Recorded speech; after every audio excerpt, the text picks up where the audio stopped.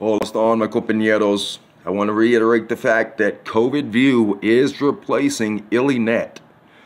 COVIDView is replacing ILINET for 2020 and beyond.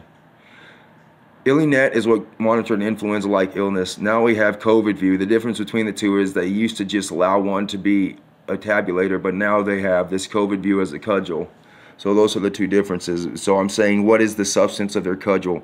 The substance of their cudgel are these ICD-10 codes. The ICD-10 U07.1 code is a new code that was created as a catch-all COVID-19 code. So it says it's just COVID-19. This J09-J18, these codes right here are very interesting because these codes are actually codes for diagnosed ailments that are not SARS-CoV-2. You can put J09 influenza due to certain identified influenza viruses, and that will be a death attributed to COVID-19.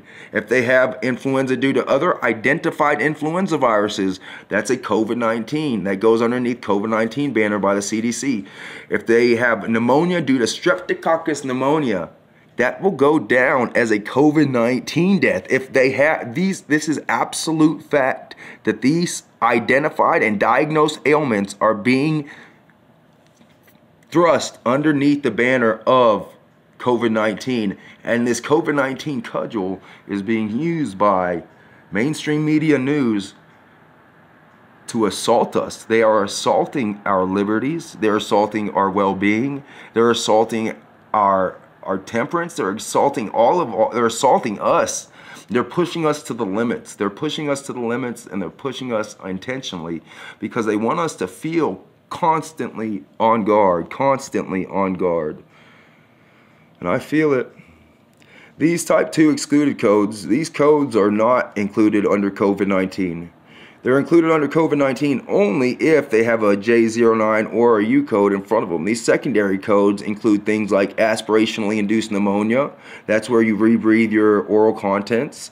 Or meconium pneumonia. That's where a youngster inside utero rebreathes his waste. So these things are caused by actual assault. These are injuries. These are all injuries a person has caused. These are ailments underneath here. These are illnesses, and the top are injuries. The thing is, though, you can add an injury to the COVID-19 list as long as you put an illness code in front of it. So if you put an illness, influenza due to certain identified influenza viruses, and then you can put aspirational pneumonia. So he might have got influenza due to rebreathing his own spit, and he injured himself, and that's a COVID-19 case. Even though that's a very common thing, it's a very common thing. Aspirationally induced pneumonia, where you rebreathe your oral contents, it seems counterintuitive to think, oh, if I rebreathe my spit, that's fine. But your lungs are extremely clean. Your GI tract is extremely dirty. The only way we're even able to use the same hole to breathe with that we eat with is because of pure oxygen, O2. So please breathe O2 constantly and with fervor. And when people tell you about that 270,000 number of deaths, talk to them about the fact that people die of Streptococcus, people die of viral pneumonia, people die of influenza, identified influenza, and they are taking these and they are lumping them together for our own good, for COVIDView. It says it for our own good. They're doing these things. And the reason they're doing these things, it says, is because they don't, it says, this last sentence, deaths due to COVID-19 may be classified as pneumonia deaths or influenza deaths, deaths due to flu or flu-like illness, in the absence of a positive SARS-CoV-2 test result.